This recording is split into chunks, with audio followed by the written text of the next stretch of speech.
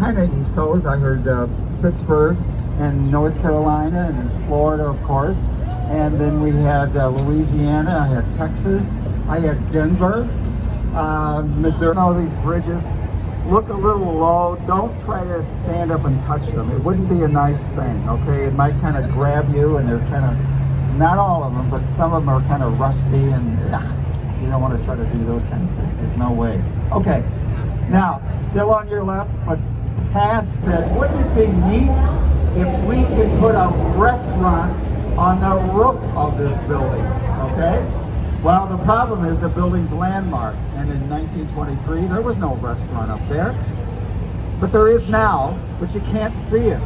They have recessed it away from the edge of the roof. The Access Riverwalk were completed in 2017, 2016. They were all designed by Carol Ross Varney, a Chicago architect. She was in partnership with a Boston firm called Sasaki and Associates. Green is the color of the river, so they're matching that. And the curve of the building matches the bend of the river. It was completed in 1983, and they were concerned about soundproofing. There's a very noisy elevated train that runs behind it. They couldn't soundproof it back then with glass. Today they could, but they chose stone. So that's why the base of it is not glass, it's stone. It's for soundproofing because of that. Okay, I want to make sure it's, but when it opened up in 1898, it was designed by Frank Abbott. It was called the North American Cold Storage Building. When they wanted to make it residential, they took out a lot of insulation and they filled up 500 big trucks. Then they had to allow the whole building to thaw out for about 6 months. And you see stars there on the brick.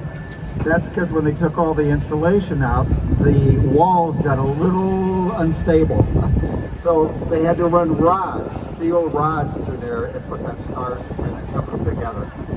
It was a 1,000-page catalog. And he created and backed up the phrase, satisfaction guaranteed or your money back. Another reason we like Montgomery Ward here, how many people have been to Millennium Park or Grant Park? Okay, you can partially thank Montgomery Ward because from 1890 to 1910, he went to court 4 different times with his own money and stopped private enterprise from building on that land that's become our lakefront parks. So to your 1 o'clock, you see that silver tower again that looks like it stands on one leg. So this is my second promise. I promise you I'll talk about that interesting building when we're coming out of the South Branch. I'm going to wait until then. It's called anticipation. It's kind of what I do. Okay. That's in the neighborhood in a couple of different ways. I worked in the building for a while. That's where I learned the nickname. I told my buddy where I was working now, and he said, "Oh, you work in that green bubble wrap building." I went, "Yeah, I guess I do."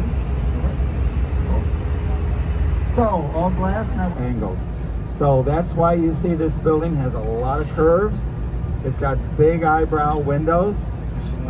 It's called River City. And Goldberg was also concerned about all the people moving to the suburbs back then. So he built complexes like this. Not only can you live in it, it has its own internal shopping center. It's got professional offices, a fitness center, and it's got a daycare center. You can see where some of the kids have decorated some of the windows.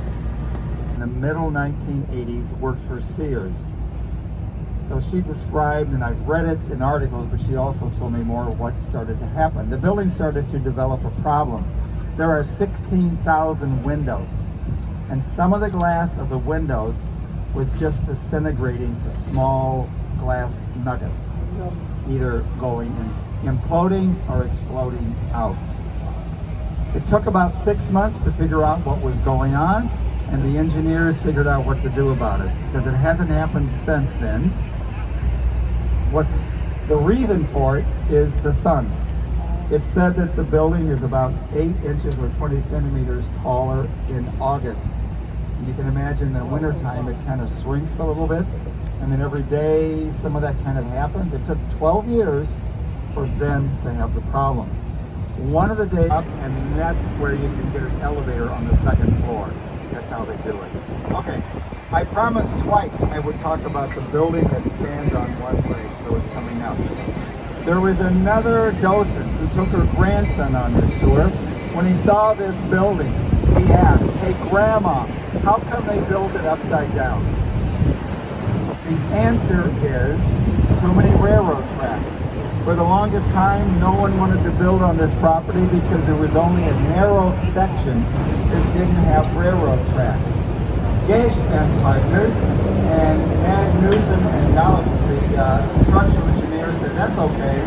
We'll go down that narrow section, connect to the bedrock, come out of the ground. The central core of the building is the reinforced concrete walls of the elevators, but they wanted more square footage. So by metal frame, a few stories up, they more than tripled the width of the building. It's all an office building. It opened up in 2017, 150 North Riverside is called.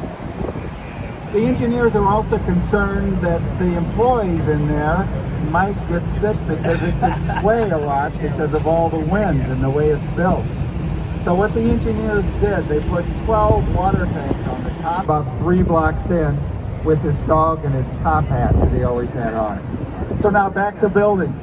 We have a rounded corner, a tan building. It's the Sheraton Grand Chicago Hotel and Tower, completed in 1991 by Solomon Cordwell and Benz.